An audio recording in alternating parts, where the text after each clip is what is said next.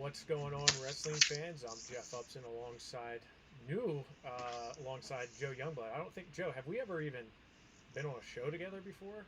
I mean, Nah, no, come to think of it, I didn't come up till you just said it. I don't think, no, we've never gone on. I've been never. on with I don't think Rob, we I've been have. on with Dyson and Dom, but never had the pleasure of sitting in with you. Wow, two WVU guys, going at it. This is gonna be a lot of fun, right? And we've got a lot to recap here tonight. We're gonna talk about the Super region in the East in AAA, which you were at, Joe. First, tell us a little bit about the venue. That was at Quakertown High School, correct? Yes, What was the venue like? How was it? Did they have fans? Did they have no fans? What was the situation like? so Quakertown did not have fans. It's a nice sized gymnasium, but when you take in consideration you lose the lower half of the gym to put the four mats down, it really doesn't yield a lot of seating. So it was important that they followed protocol and they didn't have fans.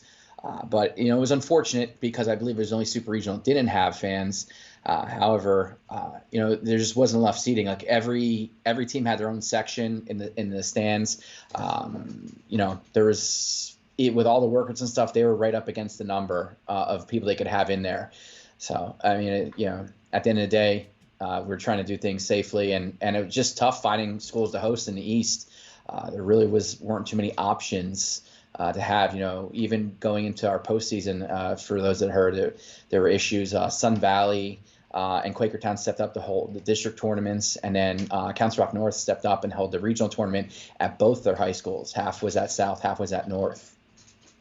Wow. So yeah, that's. I mean, it sounds like District One overall had a tough time with finding locations, and what was the vibe like in there without the fans and without just kind of coaches? What did you have? You watch the Big Tens and you can hear like Terry Brands and everyone yelling. Could you basically hear like all the coaches and everything like that?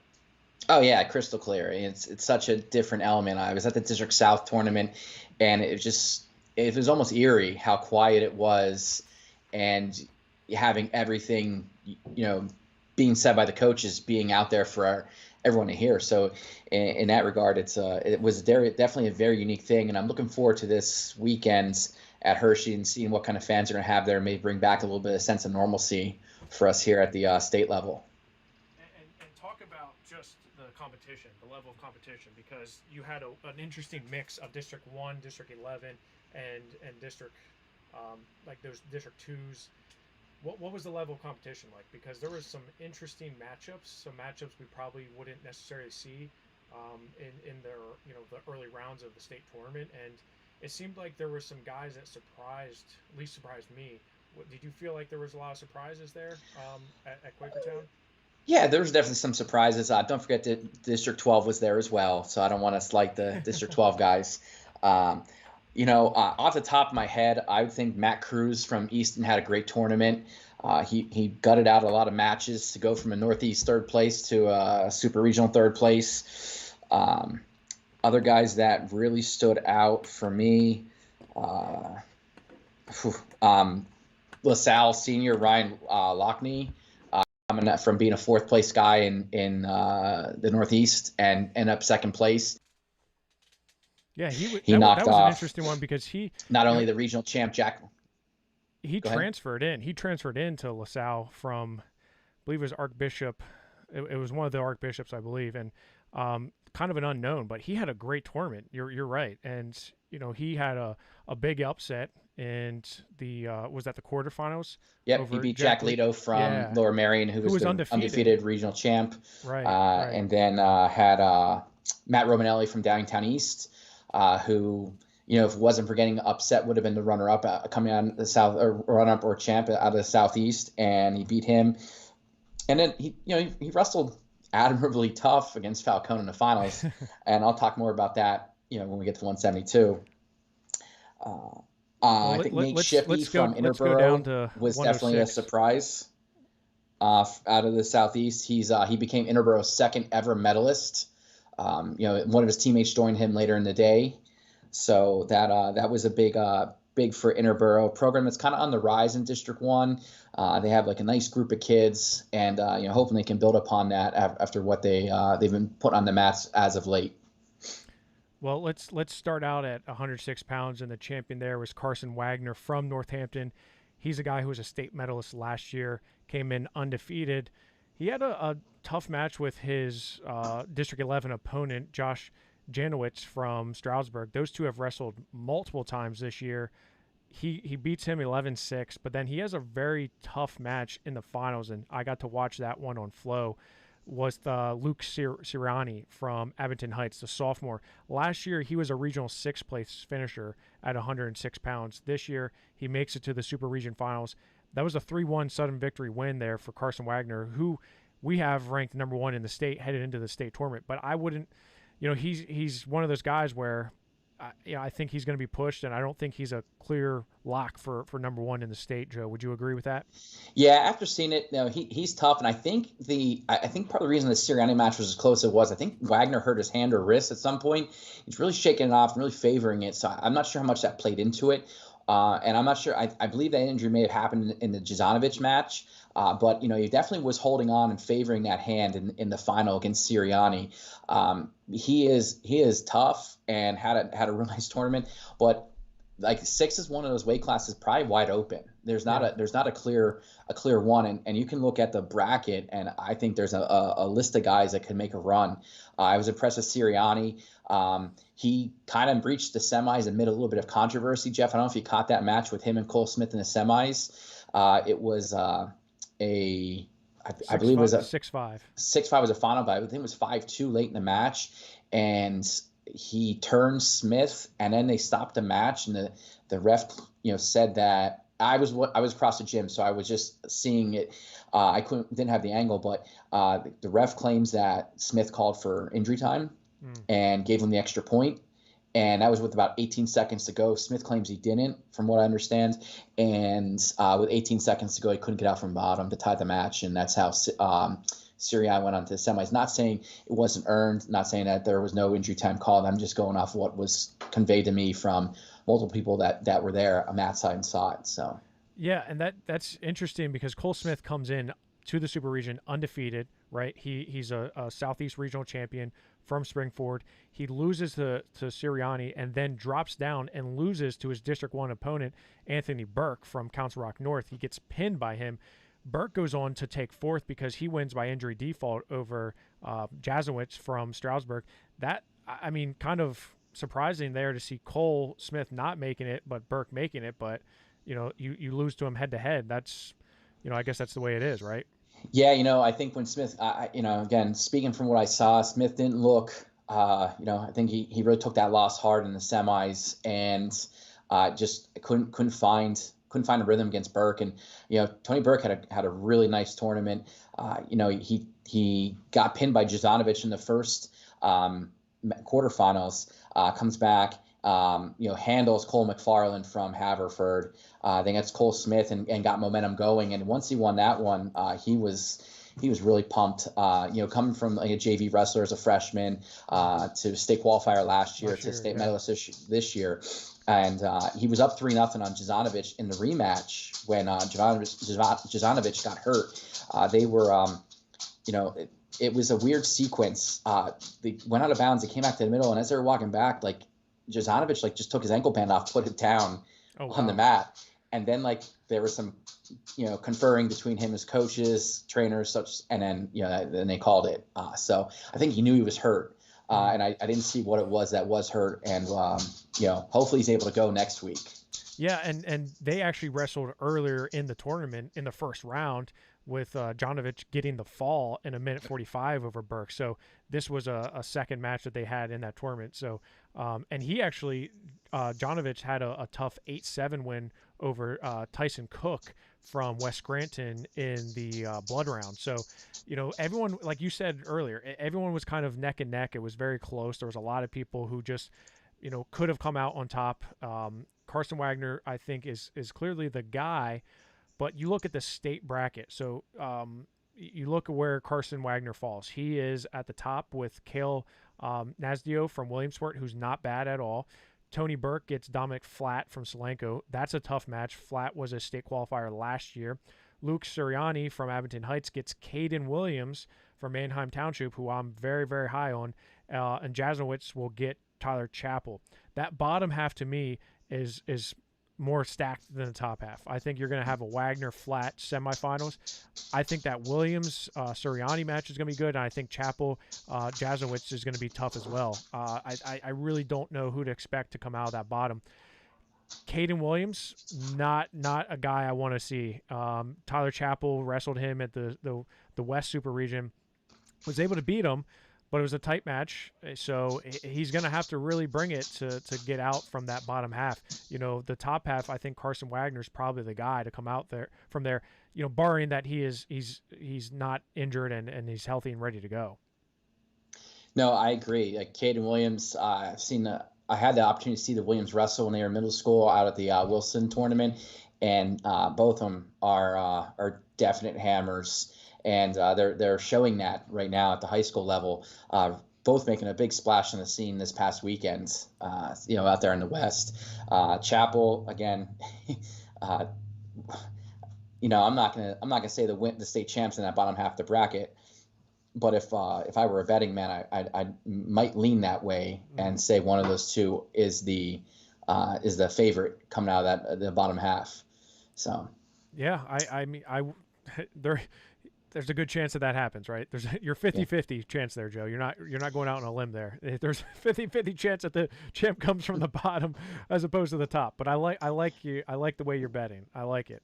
I would say too, if we're talking, looking at the talent has definitely come from the West in this weight class, and I think that's going to be kind of, unfortunately, it's going to be an unfortunate hard truth that yes, that's going to come from the West. But this one, there's definitely more. It's top heavy West. The aside from Wagner, the other entrants from the East are going to struggle to find that top four on the podium. Yeah. Yeah, I would agree with you there, and I think, like you said, it's going to be a reoccurring theme that we talk about where a lot of the depth is coming from the West. But, the guys from the East, I mean, hey, I think there was 24 guys from District 1 who made it to the medal round match of Hershey. So, they definitely took advantage of that situation and got a lot of guys through there. So, hats off to them. Going up to 113 pounds, Joe, I really like Mason Ziegler from Quakertown. He's in his home gym, 25-0. He loses to Charlie Bunting from Nazareth, who's very tough, but he comes back, then beats Cale McIntyre from Becca in the third place match. I thought that was a very big win for him. Bunting then wrestles Jagger Russo from Delaware Valley. I'm high on Jagger Russo, man. I liked him last year a lot. I was still kind of surprised that he didn't make it to the state tournament last year. He was a regional 5th, I believe. Jagger Russo has showed up the last 2 weeks, including the Northeast region and then the Super region. He beat McIntyre 7-0, then beat Bunting 7-5. He's going in undefeated to the state tournament. But I think there's a lot of good depth here. I think Bunting is a guy who's going to surprise the people. Mason Ziegler, I'm very high on him. I know you and I have talked about him throughout the season. He had a great year thus far, and to take third in this weight class, I thought was pretty impressive considering, the amount of talent that was there. No, I agree. I figured he was going to get out, but I had him picked. I think I picked him third, and that might have been a little bit of home cooking on my part in my preview I did last week. But realistically, I thought fourth. So, like you said, him finishing third was definitely probably right where he should have been. Bunting was a tough match for him in the semis, and Bunting was just almost like it was like that year of high school wrestling is what was the difference. Yeah. He was just a little bit better in certain positions and, kept Ziegler from getting to his offense.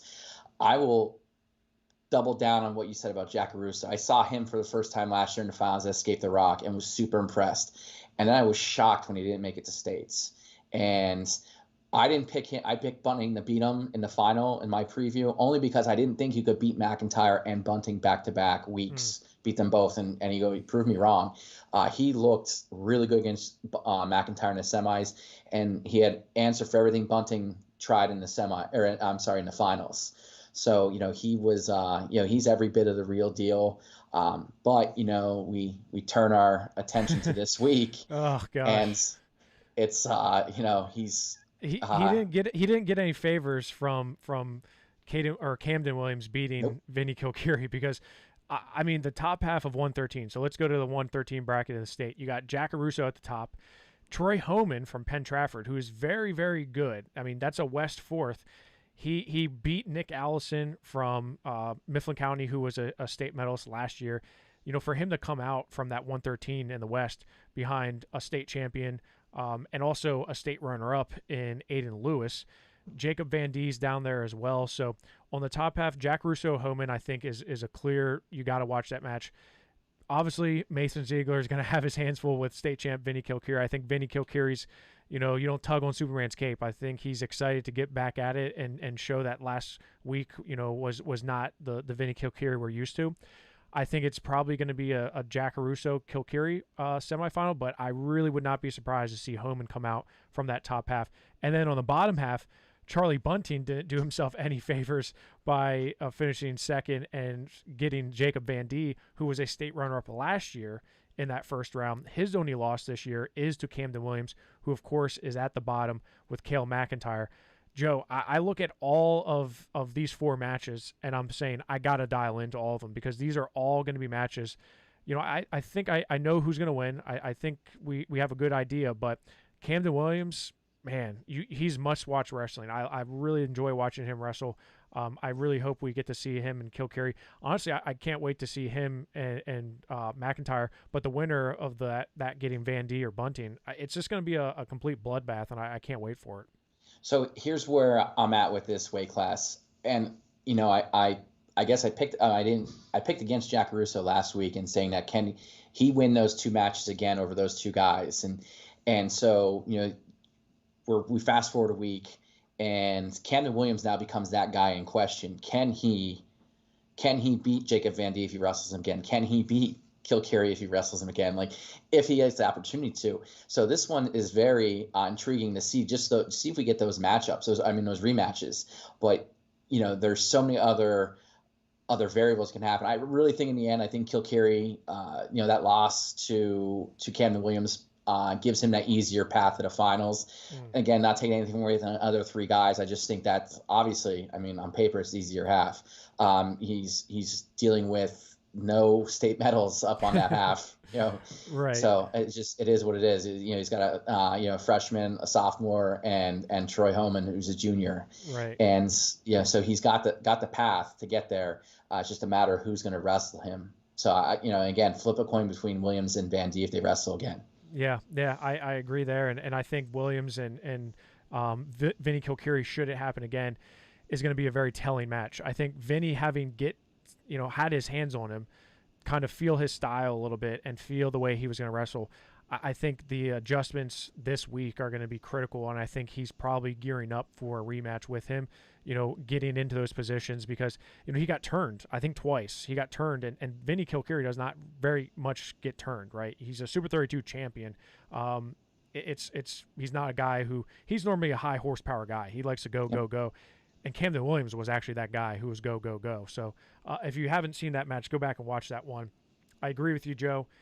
Let's go up to 120 pounds where, again, I want to say that there was kind of pandemonium, but there was a lot of interesting matches here. So Dante Frenzy, undefeated junior from Becca. Last year, of course, he beat Carter Dybert to get into the medal round. He comes out with the title. He beat in the finals Austin Fashauer from West Grand, who's a very tough senior. I thought had a good tournament. But Keanu Manuel, he loses in the first round to a freshman, Gunnar Myers. That's a senior versus a freshman. Keanu Manuel has been around forever, I feel like. You know, he battled Vinny Kilkeary in the state tournament last year, but he loses to not a bad freshman, but he was 4th in the Northeast region. I don't think you should lose that match. And then Myers loses the Fashauer to set up that finals match.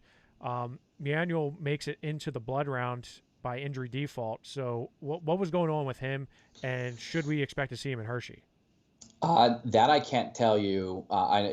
He did get thrown, landed on right on the back of his neck and head. So he was not, when the concussion protocol, was not able to continue. I will say this: Gunnar Myers was very impressive for a freshman coming from Wallenpaupack Pack. He just kind of thwarted everything Manuel wanted to do in that match, and he didn't do a whole lot, but it was just enough in order to win. I'll say it's about the Fast Shower Frenzy match. It was close. It was like a 1 or 2 point match going in the third period. Fast Shower goes down, and 16 seconds into the second period, or third period rather, Frenzy, Fast Shower tripoded up, and Frenzy cross-face cradled him, pinned him. So it was a tight match up until that point. But Frenzy's explosive in that nature, so it's not a surprise. I think maybe the biggest surprise besides Manuel was Jay Maldonado from Boyertown not getting out. Javian De Leon is a tough wrestler, and they got into a scramble position at quarterfinal, and Maldonado ended up on his back, and Javian De Leon got the slap. And then in the wrestlebacks, in the fifth place match, he pinned him again. Yes, again. I didn't even catch what happened there, but talking about Gunnar Myers gunning down the two best wrestlers out of District 1, again, he didn't have to do a whole lot. He took both of them out of their game plan. That's what he did. Maybe that was his plan all along, but he took them out of their game plan, and they couldn't get to their offense, and they had no answer for anything from neutral with Gunnar Myers. And it's this guy from Lake Wallenpaupack running around with a mullet in the gym, and just pounded on seniors. It was bizarre. But like you said, it was mayhem. Yeah, it was. I mean, I shout out District 2, right? Wallenpaupack is your neck of the woods, and Gunnar Myers was on our top incoming freshman list.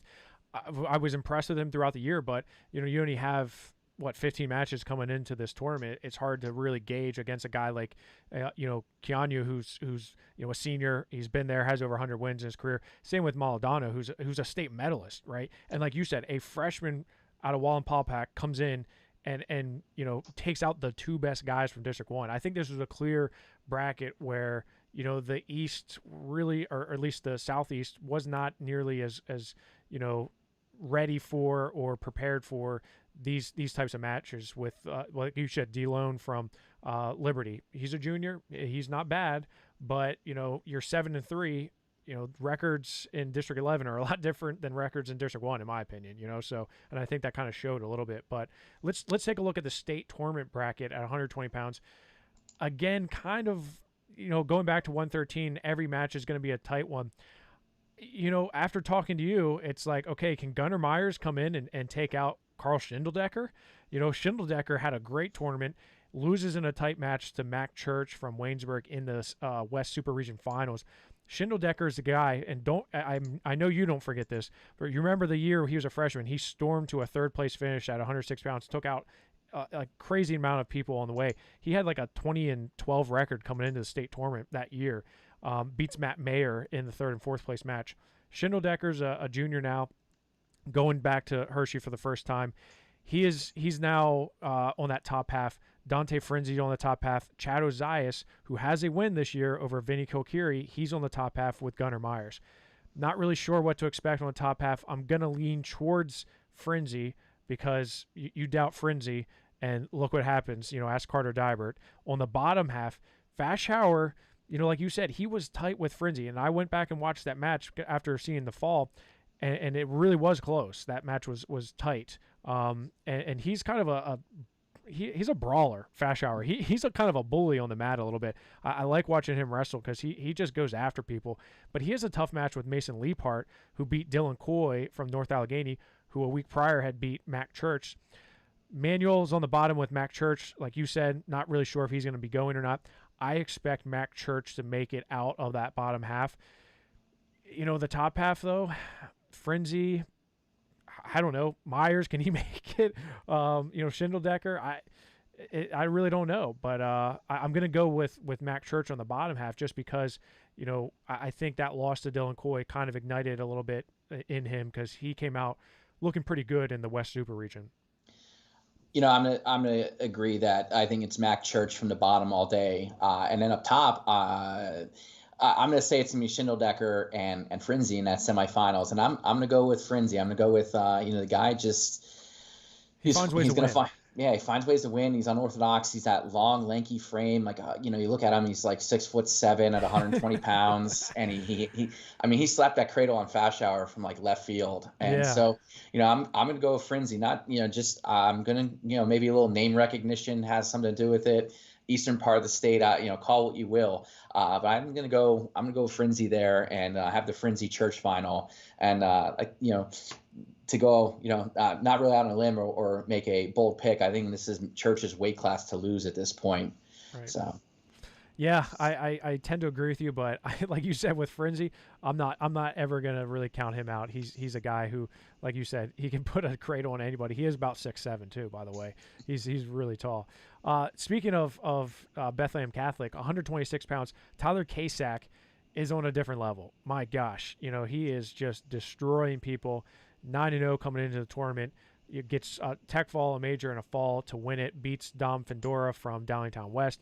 Was that? I didn't go back and watch that one, Joe. Was that a close match before the fall, or was Casak kind of in control? it was close. It was, about a takedown match, maybe 3-point match. If memory serves me correct, Fendora got in a shot, and as Casak fought it off, and Fendora came up, Casak about ripped his head off, put him in his back.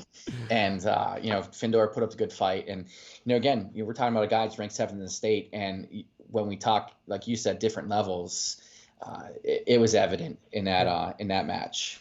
Yeah, and on the top half, Fendora, he gets a tech fall over Beck Hutchinson, beats up a freshman from Pottsville, Parrish McFarland, 10-1. On the bottom half, though, check out Patrick Snoke from Northampton. Now, this guy literally couldn't make the lineup for 3 years at Northampton. Not once did he make the lineup. He comes in as a senior, bides his time, right? He gets into the lineup. He is going to be a state medalist. I think his career record is 8-3 or something like that. Like, that to me is bonkers, but that just shows you the level of conditioning at Northampton to keep that kid in the program, keep him hungry, keep him active, and actually get him to produce results where you are now earning a state medal in the toughest state of Pennsylvania with a record that, is not that great. And I think that just shows you how well Coach Seth Lisa has his guys over at Northampton. But Snoke beats Nate Shippey from Interboro 6-5, loses the Casak, comes down, pins Beck Hutchinson, and then pins Shippey again to take third place here. This one was all over the place. This was not a deep weight class whatsoever. Outside of Casak and Vendora, it really was opened up here. Yeah, no, seeing Snoke win in that consolation semi match via pin, the emotion that he elicited, he got up, gave a big Ric Flair woo, jumped up and down into his coach's arms. Like it was.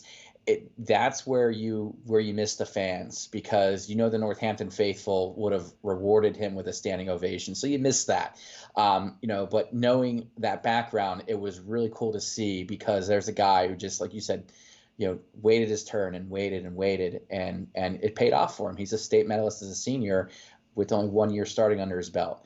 And it's pretty evident that this weight class, like you said, wasn't deep. Shout out to Nate Shippey from Interboro. Like I said, school's second state medalist ever.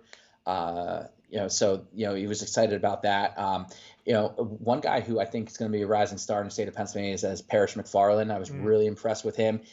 He was in a tight match with Shippey when he got pinned, but he came out and he won some matches. Beating Zach Borzio from Quakertown. Quakertown, yeah. Yes, and then turn around, lost Fendora, and then in that drop down match he lost to Shippey. But I think he's got a lot of upside. Pottsville, I know, had some tough freshmen come in. They did lose one, Nick Kunstek, to Blair. But I think the staff there has a future guy that's gonna get back to Hershey. You just gotta earn it a little bit more.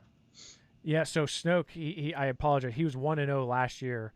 So he's 13-4 heading into the medal round of state tournament in his career as a senior, man.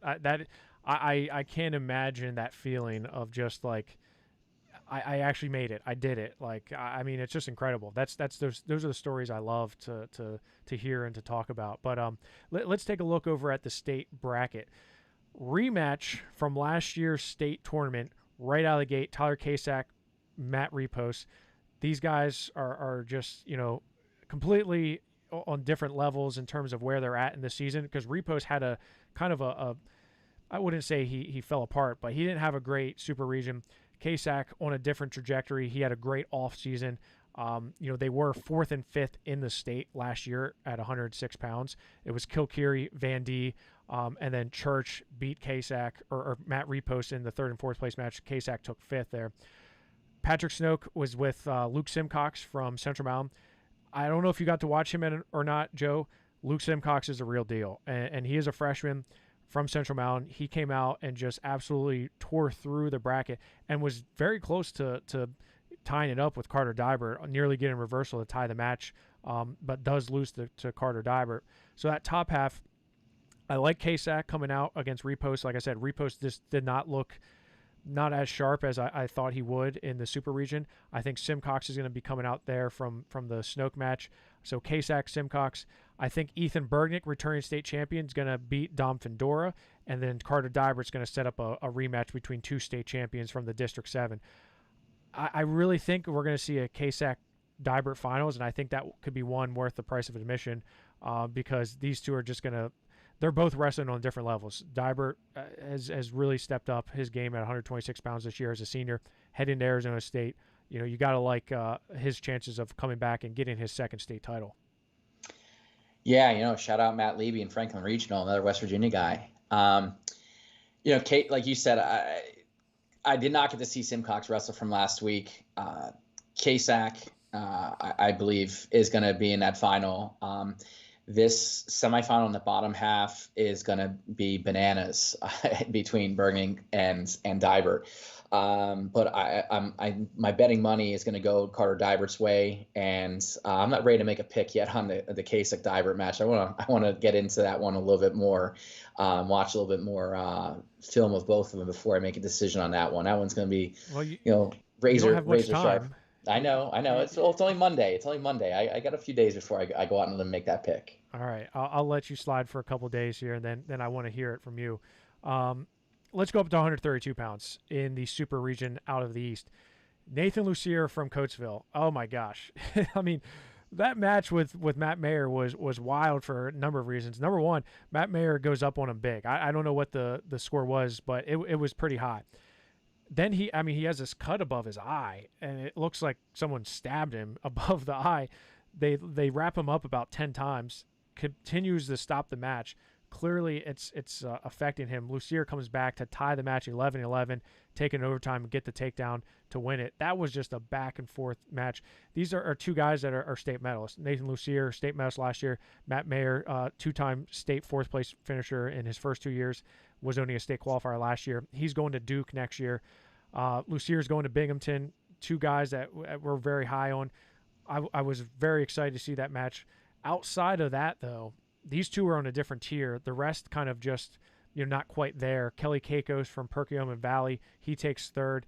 Pins a tough Dom Wheatley from Nazareth, who's a sophomore, kind of another guy who didn't get his chance to wrestle until this year. But I think the story here is Nathan Lucier and Matt Mayer and the show that they put on, Joe. Yeah, I know it says on Flow Arena that it was in sudden victory, but the reality was Lucier took him down and put him on his back at the ends and won it in regulation 13-11. It was 9-3 with a minute and 42 left in the match. Mayer's high crotch was unreal all day. He was taking everybody down, and that's what he did early in the match. He took Lucier down right into Low Lake Turk and got 2-2, went up 4-0, and really kind of set the tone there. I got to interview Lucier after that match, and he just said, my coach just kept telling me, hey, you're in this match, you're fine, you can score points, and he believed he could. And even when he's down 9-3 and they're taking more blood time, and I can't remember if Mayer got the cut opened up in the Cleveland match or the Keikos match, but that was a reopen cut, and they had him all taped up, and he took a lot of injury time earlier on, or blood time early on with that. And I think Mayer kind of took his foot off the gas a little bit. And, as Lucier will tell you, he smelled blood in the water at that point, and he just went at him even harder. And, you look, there's a stall warning. I think 15 seconds later, he hit a stall point, and he took him down, cut him. He cut him with 19 seconds to go and took him down to his back for the 2-2 to not just tie it up, but win the match. So Lucier really, really wanted it. He didn't wrestle well probably for the first 4 minutes and 15 seconds. It took a while for him to get going. He had no answer on his feet for Mayer in the early goings of that match. You mentioned Kelly Caicos, first state medalist for Park Valley in 44 years since 1977. They had a heavyweight state champ in 1977, only medalist in the history of the program. I can speak to Kelly Caicos. I've seen him since middle school. Just puts a lot of work in. If it were a normal year, if I'm being honest, I don't know if we're having this conversation, but hats off to him taking advantage of it. You said pin a good Dom Wheatley. He just looked really good. Nick Veldy is no easy out, and he was calculated in that match and taking him out. And he looked good against Austin Smith from Abington Heights as well. And then, like I said, pinning first period pin, second period pin over Dom Wheatley. So. Yeah, there was, and you go to the state bracket, and the state bracket is absolutely bonkers. Let's start at the top. Nathan Lucier is going to draw Colton Stone King right out of the gate. That's a huge match. That might be one of the toughest first round matches for a champ. For sure, for a champ, that's probably one of the toughest matches. Right out of the gate, Colton Stone King coming in. He beat Jude Swisher last week at the Super Region, then lost to him in the third and fourth place match. So Caicos gets Pryor Priest, who really benefits from that, from taking second there in the West Super Region. I think it's going to be Priest and Lucier. I do think Lucier is going to beat Stone King, but Stone King could very well win that match. Then Matt Mayer draws Jude Swisher right out of the gate. That's probably one of the best first-round matches I have circled is Matt Mayer, two-time state medalist versus Jude Swisher, who took fourth last year in the state from Bellefonte. Had that mishap against Colton Stone King, but comes back and beats him. And then Dom Wheatley's on the bottom half of Chapel. I expect Chapel to come out from that bottom half. And I'm going to go with Swisher. I think Swisher, having that loss to Pearson Manville, avenging that, losing to Colton Stone King, avenging that. I think he's kind of finding a little bit of a rhythm here where he takes a loss and then, rattles off some wins here. I'm thinking it's a Chapel Swisher semifinal with Lucier and Priest on the top. And, I'll go Lucier Chapel in the finals. And both those guys were at True Power this year, both lost at True Power. So, maybe one of them can be a state champion. Joe, what are your thoughts? Well, I got a Lucier making the final out of the top half of the bracket.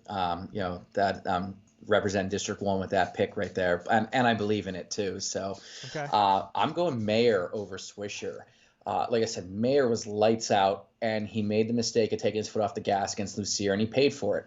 I'm going to not bet against a Bethlehem Catholic kid. I'm going to say Coach Karam and that staff and that army of coaches that they have there are going to drill it into him this week that he can't have any let-ups, especially now if he has any aspirations of finishing that top 4 or 5 in the state. And so I think he beats Jude Swisher. He, like I said, he was, smooth as can be on his feet.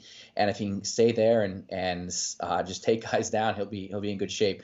But Chapel will be too much for him in that semifinal, and it'll be Lucier and Chapel. And I think overall, Chapel is going to be too much for Lucier in the final. So I'm gonna go with the senior from Seneca Valley. Yeah, two-time state runner-up. I don't really. I think he's going to get it. He's finally a third time. He's finally going to get it. So let's go to 138 pounds. Kyle Hauserman, another guy we saw at True Power. He wrestled Jude Swisher at True Power in the first match, Joe. That was a great match there.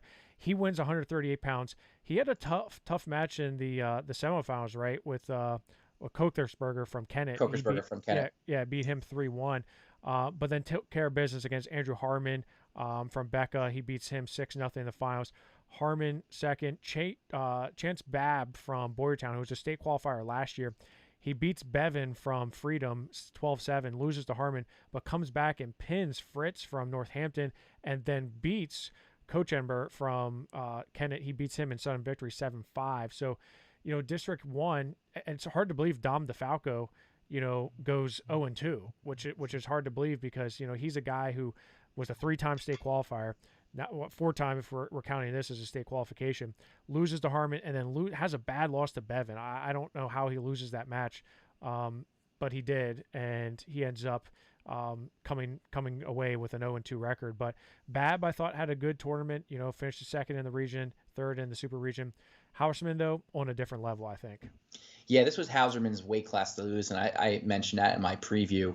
A few things I want to talk about, like wrestling aside, Hauserman was awarded the Sportsmanship Award from the Southeast region at the Super region.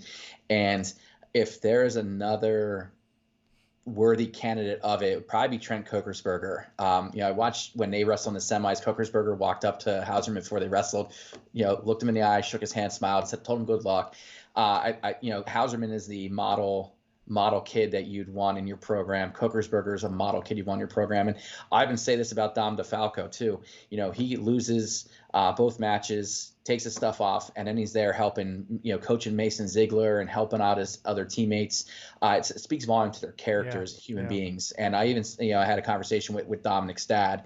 It's what, how when it's all said and done, how are you going to be remembered? Like, those are the things you remember. You don't remember so much about the wins and losses and things like that, but you remember like how people acted and treated one another. And these three guys, just classy guys. They're seniors. They kind of get it. They're on on the verge of heading off to college and being young adults. So hats off to them for the way they showed as human beings on the weekend.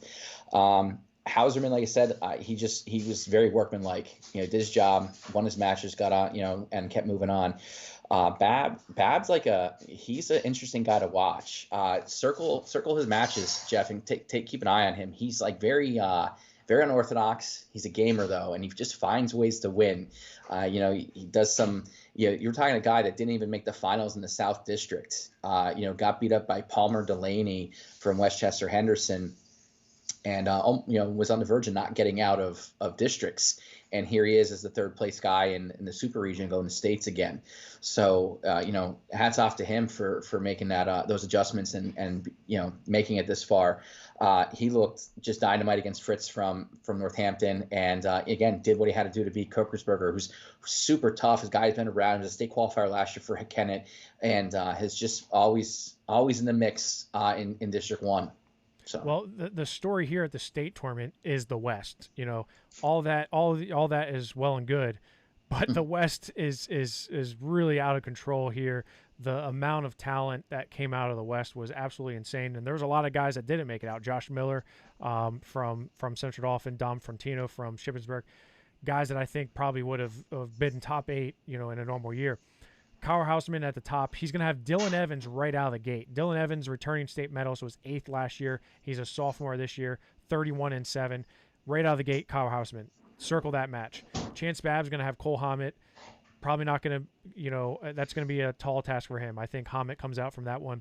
Harmon and Ho in the bottom half, and Finn Solomon and Kokersberger from Kennett.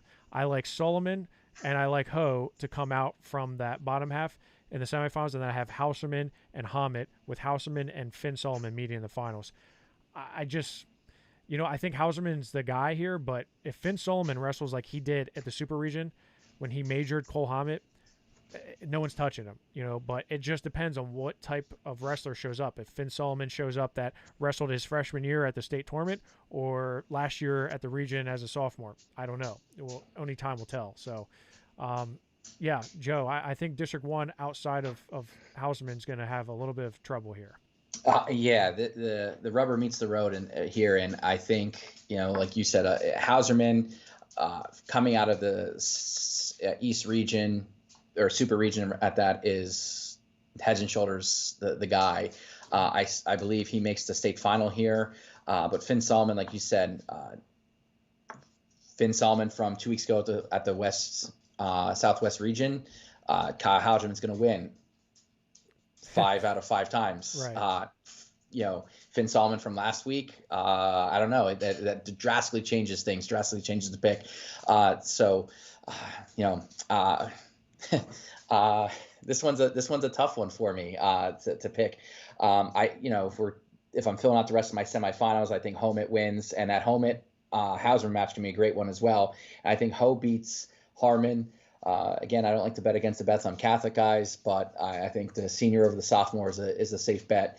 And going back to that Sullivan Hauserman, I'm going to go Hauserman just based on the fact that the familiarity with him. Yeah, sure. As an athlete. So, yeah, but that Finn Solomon is tough as they come. Is a guy I really like watching. Yeah, no, they're both super tough guys. Two guys that we saw at True Power. Hamit had a win at True Power. Hauserman had that loss to Swisher, but 38 is going to be an absolute war in the top 8. Let's go to 145 pounds, Joe, and you look at Sam Mcmonagle from Westchester Henderson. He was second in the region to Connor Eck. They meet again in the finals of the East Super Region. Mcmonagle is able to get the win this time, 3-2. Mcmonagle is a state medalist from last year. He's going to Brown next year. Eck, is he going anywhere? Do you know, Joe, from Ben? Not off the top of my head. I don't think it's been announced yet. That's a senior somebody's going to want to sign. Jagger Condomidi from Northampton loses to Mcmonagle. He was undefeated. He comes back to take third, beating Will Morrow, who was also a state qualifier last year from North Penn. He beats him 1-0. So District 1 was well represented here. But I think the story here is Mcmonagle and Eck going back-to-back in 2 weekends. And I think they're, I think they're both setting up nice for the state tournament, Joe. No, I agree. Mcmonagle, returned to favor this past week in the region final. Eck was his ability to fend off all of Mcmonagle's leg attacks was all the difference. This past weekend, Mcmonagle was able to score early, got a takedown, got escape in the second, and they stayed neutral for the rest of the period. And then Eck got an escape in the third, I believe how it went, I'm sorry, he got an escape in the first when he got taken down, then got an escape later in the match, make it 3-2. Never really got in on a shot that was of any importance or threat to Mcmonagle, but 3-2 match nevertheless. Eck had to come from behind to beat Morrow in the semifinals, which was a really good match. Morrow got a takedown early. I'd say with under 20 seconds to go, Eck got a takedown to tie it at 3, and then scored in the Southern Victory portion of the match and got the win there. Mcmonagle then with the tech fall over Trey Miltex. And then beat Condomidi in a rematch from last year at States. Yeah. Beat him 3-1 this time. It was a sudden victory last year. And Condomidi, gutted out some wins in the consolations. 1-0 over Xavier Arner from Whitehall, and then another 1-0 win over William Morrow from North Penn. So this is, for all it's worth, This is a good weight for District 1. This is a good weight for District 1. You look at the state bracket though, man, District 1 just and I'm sorry, Joe, I live out in the West, I'm from Central PA, but I think my heart's out here a little bit, and my gosh, the West is just absolutely insane. And so many of these weights, 145 is one of them. Sam Mcmonagle draws 2-time state medalist Lock Haven recruit Ty Linsenbigler in the first round. Linsenbigler was 4th out of the West Super Region. That to me is a huge match. Jagger Condomidi draws Wyatt Henson, who was a runner-up because he got DQ'd off of a slam. Henson, returning state champion. So you got 3 guys on the top that were state medalists. One was a state champion. And then you have Jagger Condomidi, who was a state qualifier. On the bottom half, my gosh, it really opened up because Riley Bauer is going to draw Connor Eck. Riley Bauer, he's going to Bucknell. He's a stud from Williamsport. Takes 3rd in the West Super Region, beats Ty Linsenbigler. William Morrow draws John Altieri, who I mentioned, loses to Wyatt Henson in the region, but then beats him by this disqualification in the Super Region. Altieri was, don't forget, he was a state semifinalist last year. I know William Morrow is that guy that you said can keep it close. I expect Altieri to come out. I think Riley Bauer comes out, and I think we have a rematch of Altieri Bauer, and I think Linsenbigler and Henson. I really think it's going to be an all-West semifinals here at 145 pounds. Maybe that's my familiarity bias, but I see it shaking out that way. These guys are all battle-tested. No, that's not a bad bad pick there. I will say it's about Connor Eck. He's unorthodox, and his shot defense is really good. And if you're not used to it, it could present problems. So I think he'll keep that match with Riley Bauer close. But I think Riley Bauer ultimately wins it. Wouldn't be surprised though if you see Eck win that one. And then other than that, coming from the East, I think Mcmonagle is the only other one with a shot to win in that first round. It is just, there's just no easy out here. You win it, and everyone knew already if you won, you're going to be on Henson's half the bracket coming out of that 145-pound weight class, because the West was done before the East. So that was predetermined at that. That's interesting. That's an interesting aspect, that the fact that the West was done first. So like you kind of could game it a little bit. That's interesting. I haven't heard that one before. So no, it was that, and that's the other aspect of it. There are several coaches that talked about that, and the gaming of it. How do you tell a kid to go out and not win a match? I know it's done. I know people have done it before. I don't know. You can tell a kid like, hey, we're going to lose this match. It's going to be better for you. I think it sets a bad precedence. Yeah, you're earning a state medal. Like, why are you even throwing a match? You're telling a kid he's not good enough to beat someone. Like, no, go out and strap it up and wrestle him. Right. So Mcmonagle and Linson Bigler, I think it's going to be a war. That's a tough one for me. You got to pick at least one District 1 wrestler. I'm going. This is tough. I'm going to go Sammy Mcmonagle with the win over Linson Bigler, Henson, Bauer, and Altieri. Rounding out that semifinals with Henson and Altieri matching up again. And I'm going to go with Henson winning it, repeating as champ. But I'll ask this, Jeff, like, how hurt is Altieri? Is he going to be able to go? I understand he was taken out on a stretcher. Yeah, I think it was precautionary. I think he's good to go. I've heard from some of the folks around Norwin, and I think he's okay, and he's going to be good to go. But, it kind of like what you said with some of the slams that you saw in the East, I think a lot of it's precautionary, right? Making sure that these kids are safe, especially when we're talking about the neck and spine area. So good chance that we see an all-WPIAL final here at 145 pounds. Joe, let's jump up to 152 pounds where Evan Gleason from Bethlehem Catholic, he's heading to Harvard next year. He's obviously a pretty smart guy. He finds a way to win. That first match that he had, though, he had Zach Needles. That was a 3-2 win for him in the first round. Needles ends up not even making it, and Gleason ends up making the finals and winning, beating Zach Martin. Both these guys were state medalists last year. Zach Martin from the Chamonix was 6th in the state last year, and Evan Gleason was 5th in the state last year. Gleason beats him in the finals 6-2.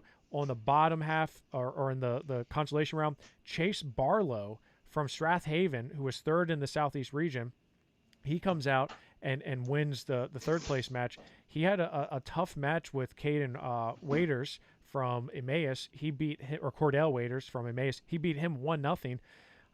DiAugustino from Interboro, another guy who had a tough match over a District 11 guy, beating Noah Okamoto from Nazareth 3-2 to get into the blood round, get into the 3rd and 4th place match.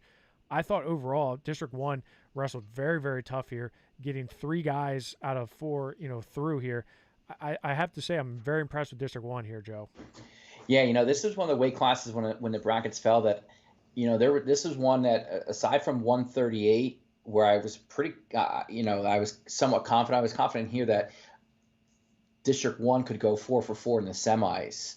And I didn't pick it, but it was one of those ones that was in the back of my mind. I go, hey, this was one where they could all go because of how it fell. Barlow's as tough as they come. He's now a 3-time state qualifier for Strathaven. And DiAugustino is making his first, he's now a state qualifier and state medalist. He becomes Interboro's 3rd state medalist. He did it later in the day after his teammate Nate Shippey did. But Gleason, he earned it. He went through the gauntlet of District 1 in order to make it happen. And his toughest match with Needles, took him to the end, took him down towards the end to make it 3-2, tried to turn him, couldn't do it. You mentioned Cordell Waiters. Shout out to Cordell Waiters. He loses 7-6 to DiAugustino, then hits a Granby, reverses Needles as time expires to win 2-1 in that first round consolations, and then drops a heartbreaking 1-0 loss to Chase Barlow. Yeah. So, he lost 3 matches by a combined 3 points. So he was right on the verge of going to states. So it was unfortunate. And then D'Agostino has had the better of Barlow a little bit, always wrestles him well, but Barlow returned the favor in that 3rd place match. So Well, let's switch gears to the state tournament, Joe, and it's going to get ugly. So as good as District 1 was good there, the buck stops here, Joe, unfortunately. pretty much. So let's start at the top. Evan Gleason from Becca is going to have Jared Kessler. That's a number 4 versus number 5 in the state. Both these guys were state medalists last year. I think that's going to be an absolute war. Barlow's going to get Rocco Welsh. Congratulations. That's your prize. You get Rocco Welsh. And Zach Martin's going to draw Panero Johnson. D'Agostino is going to draw none other than 2-time state champion Alejandro Herrera Rondon. I'm sorry, but I can't see anyone from the District 1, maybe not even the East. I'll go with Gleason against Welsh in the semifinals. Panero Johnson versus AHR with an AHR Rocco Welsh state finals match. But yeah, I wouldn't be surprised to see an all West, with 3 Whippio guys coming out here in the semifinals because they are just that good. With a clear conscience, I'm going for 4 at the West. Okay. I have no reservations about that. That's the second Becca guy you've bet against, just to let you know. I know. I will call Jeff Karam. I will get Jeff Karam on the phone right now and tell him to take you out. Are you bringing him on as a special guest? You're going to backdoor me like they did like Jordan Ben Burroughs? Askren and Jordan Burroughs? Yes. Yeah. I won't do that to you, but that would be really cool. I've seen Kessler wrestle up close and personal enough. I'm not going against him. The kid just has a motor and he can score in so many ways. Welsh, Welsh, you don't need to say much more than that. And no disrespect intended. Panero Johnson, Zach Martin's good and he's returning state medalist, but Panero Johnson I think is gonna win that match. And AHR I think is on that mission to get that 3rd state title. Yeah, so. Unfortunately, for the District 1 guys, you're right. But hey, you're nothing. That's why they wrestle the matches, because us talking about it doesn't mean anything. It's them wrestling the matches that really matters. Let's go to 160 pounds where Jagger Condomidi from Northampton. I feel like Jagger's been around forever. I just feel, we've been talking about him for years. He was a state runner-up last year, heading out to Nebraska. He's a senior from Northampton. He wins the title over Jack McGill, beats him up 9-3. He had a decent match with College Ezzy from Council Rock South. He beat him 6-3. Bo Horvath from downtown East, he beat 9-3. So he runs the gauntlet of District 1 wrestlers. College Ezzy does come back to take 3rd. He beats Landon Muth from Becca, who takes 4th. I think outside of the top 4, there wasn't a lot of depth whatsoever. But, McGill and Condomidi on one level, and I would say College Ezzy and Muth on a different level. McGill is a guy who's a returning state medalist. Jagger Condomidi's been number 1 in the state for the entire year. McGill has been number 3 in the state basically all year behind Cole Spencer and Jagger Condomidi. So 7th in the state last year. He's going to earn his 2nd medal. But man, Condomidi was tough. Yeah. So you said beat up McGill, and I'm gonna disagree with that. It was a 4-3 match with about 8 seconds left, and 8 seconds left, and it was a 4-3 match. Yeah, I put him right to reverse him right to his back. McGill was trying to turn him, didn't work out. Condomidi was opportunistic in that situation, put him to his back. So it was a 4-3 match until very, very, very late in it. Okay, that changes things. It was a very good match. Afterwards, there were some words between a Northampton assistant and McGill that cost Northampton a team point. So I don't know if that's going to be like any kind of bulletin board material moving forward through this week. But I was, it was a great match. Like I said, Condomidi, you got to tip your caps to the guy. He just finds ways to win. College Ezzy, no one in the gym thought that match was going to be even close. But I've said it numerous times. Like College Ezzy has a way of making you not look your best, and he's so good on top. And he may not turn you, but he's not going to give you a whole lot. And that's what he did to Condomidi. He slowed him down. He kept him, his best offense was to keep Condomidi from putting points on the board. And, maybe he caught lightning in a bottle and was able to turn him. And it didn't happen. But 6-3, was for a match that a lot of people picked to be bonus points. it was pretty good. And Bo Horvath wrestled Condomidi tough too. I think all those guys were up to wrestle a guy of his magnitude, and he gave him his best. And Condomidi just rose to the occasion every single time. I was impressed with Landon Muth. Some of these sophomores from Bethlehem Catholic are super tough, so the pipeline in no way, shape, or form is going dry in Bethlehem Catholic, and that's no different. College Ezzy was College Ezzy after not, losing the Condomidi, pinning Stein, and then, turning Muth like late in the third after riding him for a good portion of the match. So yeah, and you look at the state bracket, Jagger Condomidi has Chase Krantz right out of the gate, which is, I think, a good match. Chase Krantz is a state qualifier last year. He's a junior. I like him, but I think Jagger wins that one. College Ezzy draws Ethan Rickner from Belfont, who's not bad at all. Rickner is a guy who is a senior, two-time state qualifier prior to this, was a state medalist as a sophomore, finishing sixth in the state. I think that's going to be a good match. I'm going to take Rickner, but College Ezzy, like you said, kind of finds ways to win. He's tough to wrestle. McGill and Ryan Fry, interesting match. Ryan Fry had like 11 wins coming into this, or like 22 wins career coming into this tournament. I like the way he wrestled in the region, but I think Jack McGill, just being, a little bit more savvy, a little bit more veteran, having been there, done that, I think McGill wins that. But Cole Spencer on the bottom half, I like him as well. I think McGill-Spencer is going to be a good match in the semifinals, should we see it. But I think Jagger Condomidi's, this is his year. He's been waiting a while. I think this is his year. I got Condomidi coming out on top too. I think Condomidi and Rickner will wrestle in the semis. I got McGill beating Fry, Spencer beating Muth. But I'm going McGill over Spencer. I'm not going against a District 1 guy in this one. I believe in Jack McGill, and I want to see the Condomidi McGill rematch. Yeah. It was tightly contested.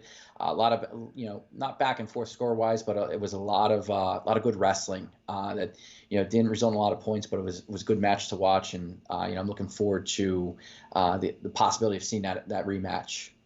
So let's go to 172 pounds in the East Super Region. You had Dom Falcone from Easton. He comes away with the championship title. He beats Ryan Loudney from LaSalle, who's a senior, transferred into LaSalle kind of under the radar. He was fourth in the region last week, comes in, knocks off Jack Lido from Lower Merion, who's also a junior. He's undefeated on the year.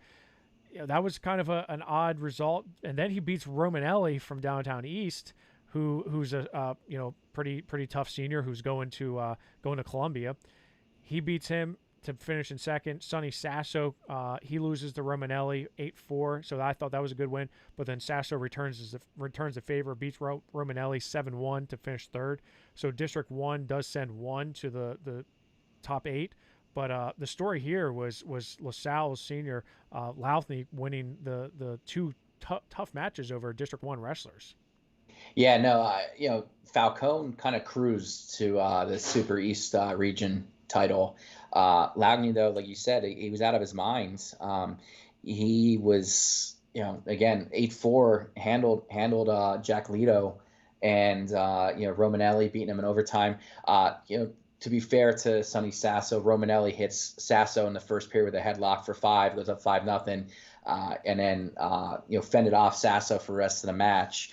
Used some good counter offense to stay, to widen his lead a little bit. But then Sasso looked like he went on a mission after that. Got into the wrestlebacks, and again handled Lido 11-1, pins Wayne McIntyre, and then just puts it on Romanelli 7-1.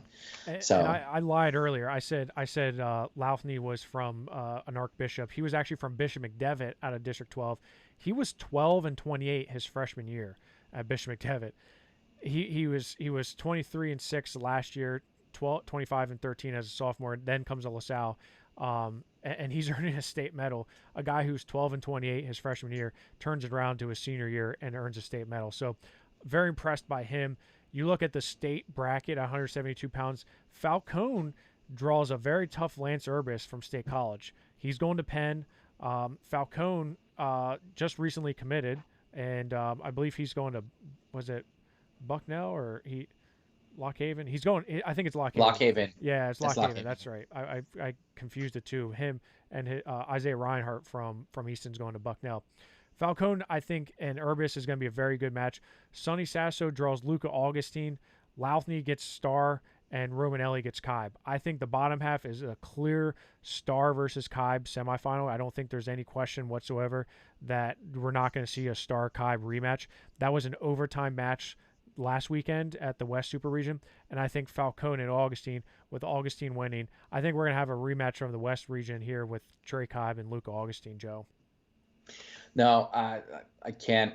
I can't disagree with you on that. Urbis following his brother to Penn. I see. I've never seen Lance wrestle. I take it he's built like his brother, so he's gonna present problems for Falcone because Falcone's more compact. So that length is gonna be an issue for him.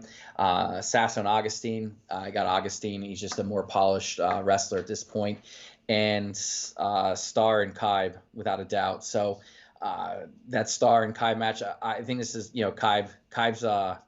Kaib's poised to get back to the final here, and I'm gonna go Kaib over Augustine in the final. I'm gonna go with the Mifflin County guy. Okay, so that was supposed to be a true power match, but Kaib the night before got injured in a football game, so Malachi Duval steps in from Penns Valley and he wrestles Luke Augustine. Luke Augustine wins, so we could have seen that match at True Power had it not been an injury.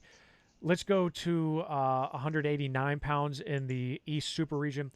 Talk about a man on a mission, and that is Joey Milano from Springford. My gosh, that guy is ready to rock and roll. He's headed to NC State next year. He's undefeated.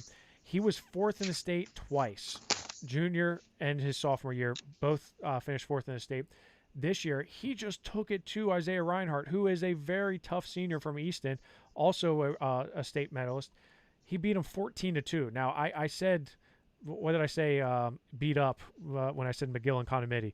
Is it safe to say that Joey Milano beat up Isaiah Reinhardt from Easton in this one, Joe?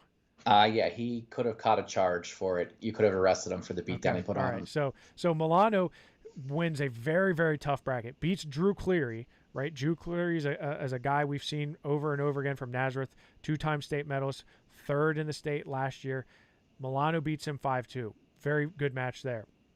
But then just turns it to a different level with Reinhardt. Reinhardt beat Cleary a week prior at the Northeast region. So a lot of talent here, a lot of, three returning state medalists, and then you throw in Bryce Molinaro from Hazleton, who's also not bad and was a state qualifier last year as a sophomore. So, you look at Milano 1, Reinhardt 2, Cleary 3, Molinaro 8. Those are all top 10 guys in the state currently. Unfortunately for District 1, there wasn't much room outside of Joey Milano. No, and that was kind of understood going into it. You said you get 8 of the top 10 in. Between 89 and 215, these were two weight classes that got it, where the talent was spread between the two. And we'll talk about 215, but both of them had, 8 of 10, 8 of 9 of the top ranked guys. But we'll start with Milano, and he, like saying was on a mission was an understatement. He wrestled loose all day. He just seemed to be just in the moment, hanging out, and didn't have a care in the world. Just had a smile on his face, like he was having fun on Saturday, and it showed when he got to his offense and started putting points on the board. And that's where he's at his best. Let's not take anything away. He might have, there was a outside chance he would have medaled as a freshman, or at least been a state qualifier. But he tore his ACL the week of regionals in practice. Yep. So, but yeah, twice fourth, and he beat Cleary last year at States. Cleary returned in favor in a third and fourth place match. They were on this collision course of meeting the semifinals after Reinhardt upset Cleary, and he was just ready for it. I think like the whole gym was watching at that point. And Cleary bounced back. He beats Detrolio from Garnet Valley by pin, first period, quick, and then dismantles Molinaro on that third place match. So Cleary definitely no surprise. Crowell, coach kid, refocused, got back to it. they're going to see each other possibly in the semifinals. We're going to talk about that now as we flip over to the state bracket. Yeah, I completely agree with you. I think we're going to see a Milano-Cleary rematch. And like you said, last year they wrestled in the state tournament twice, with Cleary winning that 3rd and 4th place match.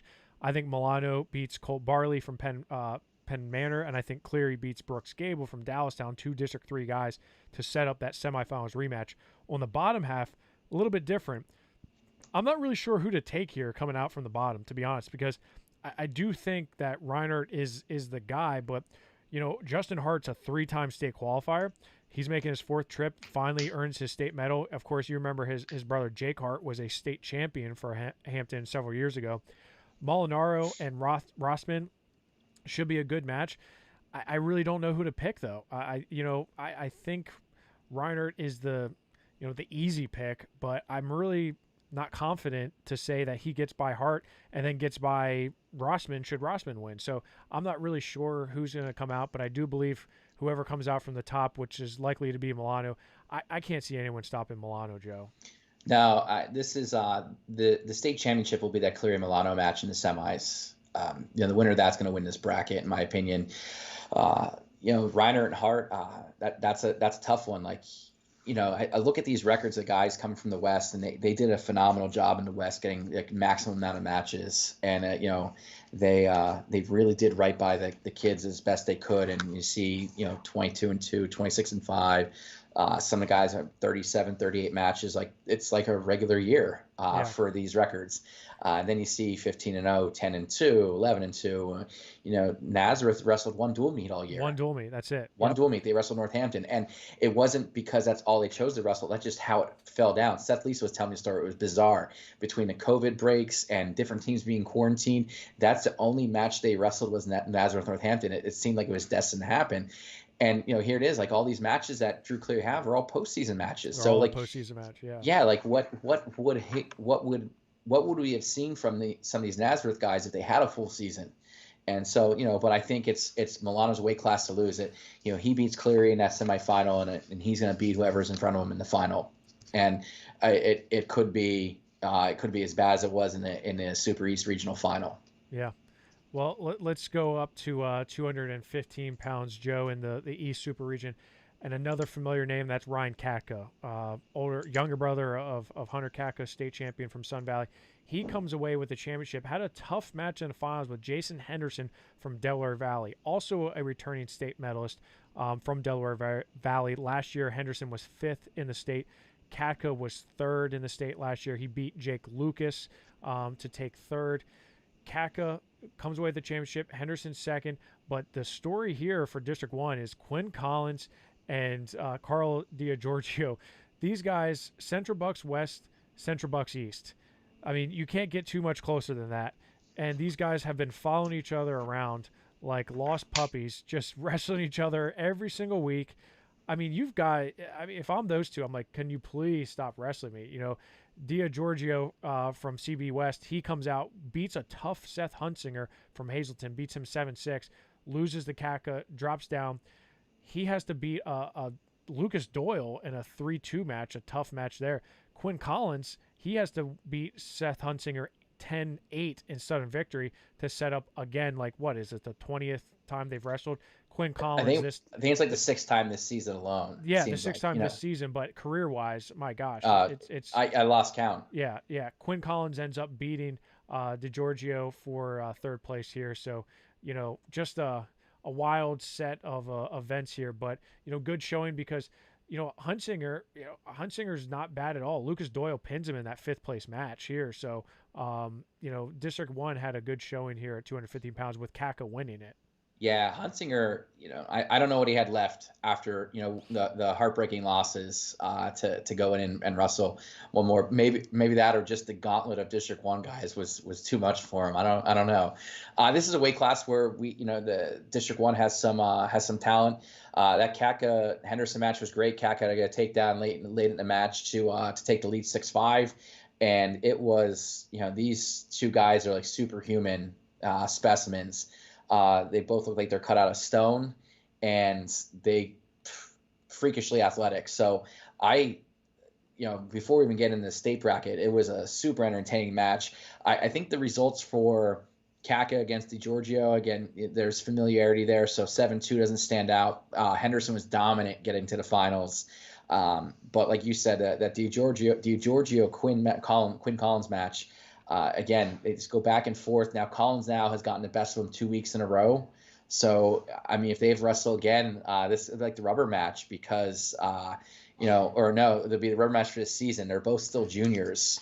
So it's gonna be fun to see if they match up in the state tournament. Now, as I alluded to when we were talking about 189, 8 of the top 9 guys from last week's rankings are in this bracket. Yeah. So this is like one of those weights where like there's parity on both sides and there's talent on both sides.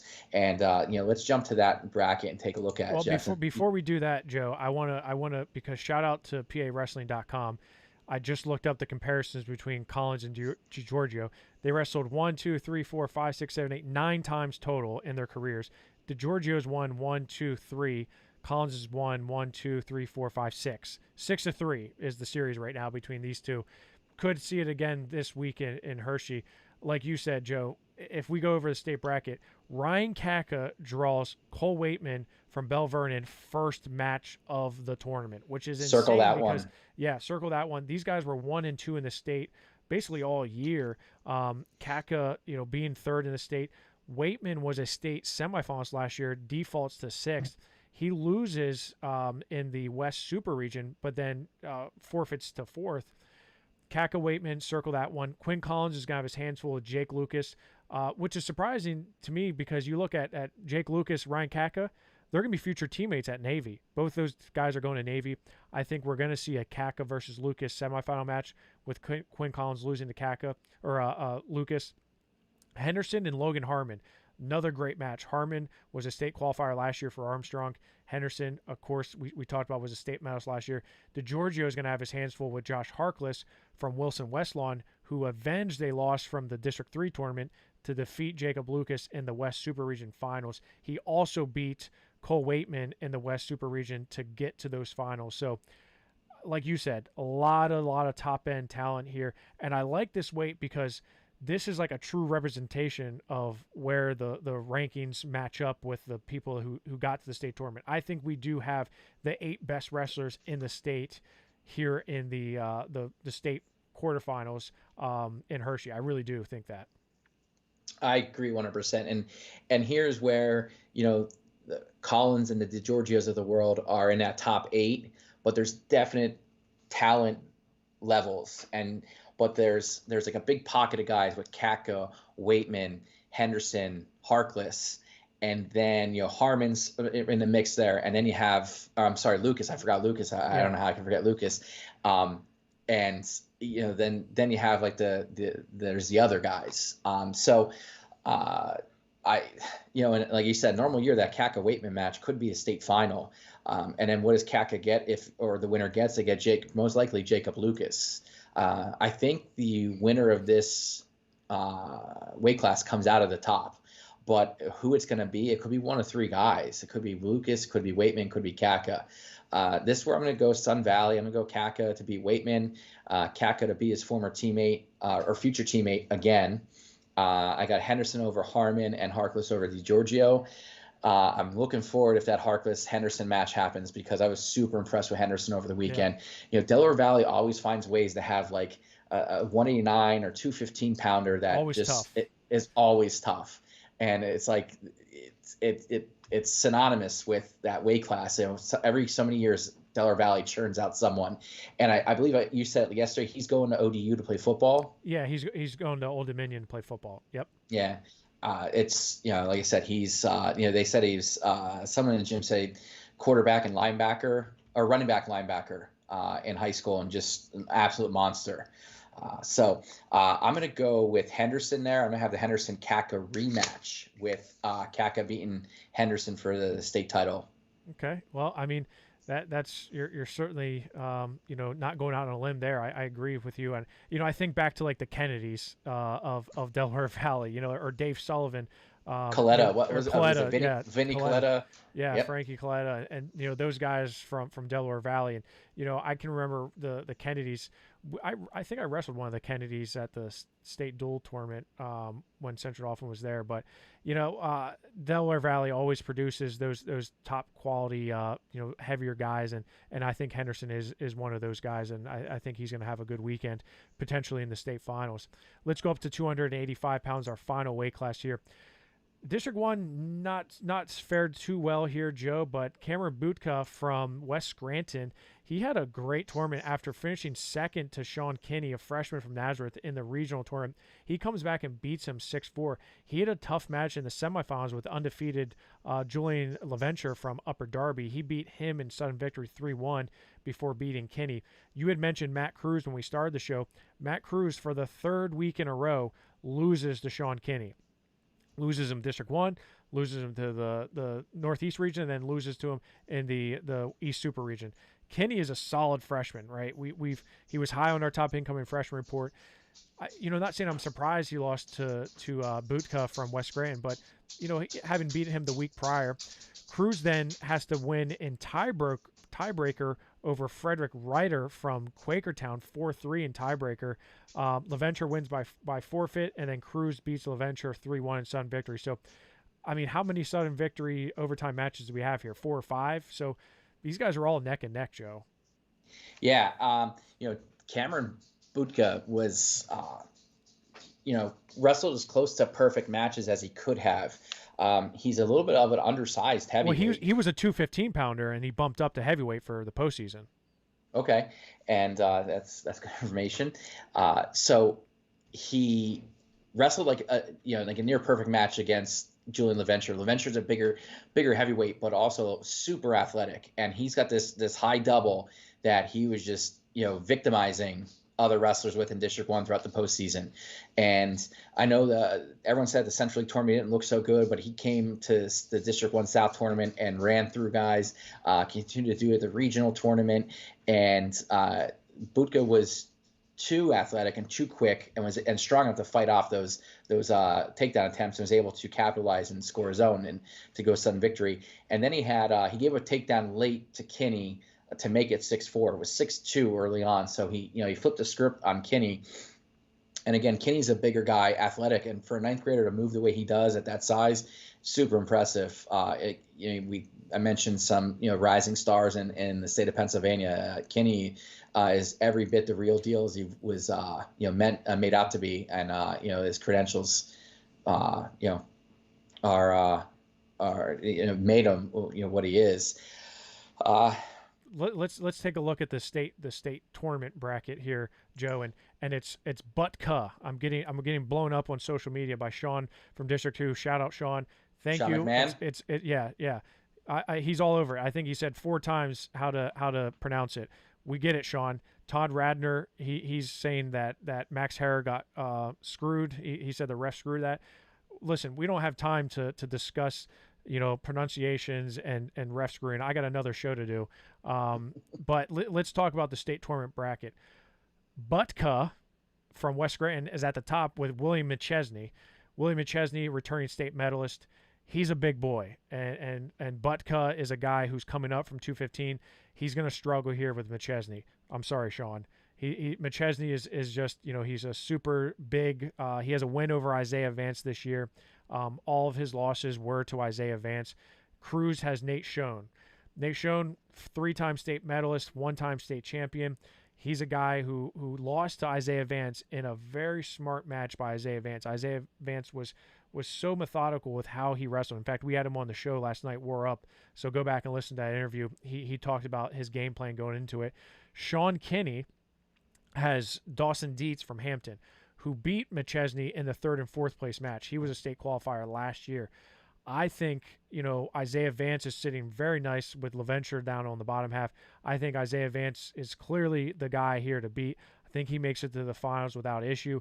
I don't think he has issues with Sean Kinney or Dawson Dietz. Whoever wins that one, he's already has a win over Dietz. And Kinney's, you don't lose to a freshman when you're Isaiah Vance. You were a state finals last year. Nate Schoen, I think he's itching for a rematch with Isaiah Vance after just getting demolished by him. Schoen's a guy who was 36-0 going into that match. 3-time state medalist, 1-time state champion, going to Iowa State. Isaiah Vance going to Army West Point. I think these guys are on a collision course to wrestle again in this week. I couldn't agree more. Like you said, McChesney and I think when you get to this level, the top 4 are going to be guys from the West, in my opinion. I'm going against the East all the way through on this one. Cruz, for as good as he wrestled last week, I don't think he could beat Nate Sean. I think Sean's just going to be too much of an athlete for him. Dietz is going to be too much for Kinney. And I don't think I need to say anything about Vance. That has already been said. And again, he was on War Up yesterday, and what a tremendous young man. The Army West Point, I think that's awesome. And the game plan to beat Nate Sean. I mean, Vance is a bigger guy, and the way he went out and wrestled him, executed to a T. Now, with that said, I like guys in the rematch, and I like it for all the marbles. I'm gonna go with Sean. I like that. He's going to break down what Vance did, and Vance gonna have to, again, if he's gonna win again, he's gonna have to kind of reinvent himself again to get the win over Sean. But I'm going Sean. Okay, so you like him in the rematch here. I do. And if you haven't gone back and watched that, I implore you all to go back and watch that match between Vance and Schoen. It was, I mean, Nate comes out like a ball of fire, like he normally does. I mean, he just comes out looking to score quickly. He puts people away very quickly. And he was unable to do that against Vance, who just used – Vance is a big guy. He's the biggest guy in the weight, but, man, can he move. He's got great hips. He can move for a big guy. I think he is going to be just fine going forward in college. And let's not forget, he was a state finalist last year to Hunter Catka from Sun Valley, who we saw wrestle in the ACC tournament just a couple of weeks ago now. ACC finals, right? So that's no skin off Vance's back losing to him in the state finals. Schoen has a win over Hunter Catka. Hey, I think this is going to be a Schoen and Vance rematch, and I don't know. I didn't see a whole lot from Schoen to say that I think he's going to be able to figure out Vance. He's not going to grow 30 pounds in a week, and Vance just has that weight advantage. If he's going to win, he's got to stop going underneath him. Work upper body a little bit. Get a throw by, get a shrug, get something going where you're getting his weight going forward and getting him off step, because you go underneath him, you're like just getting pancaked and you're just smashed down. So, I can't wait to see if we do see that rematch, Joe.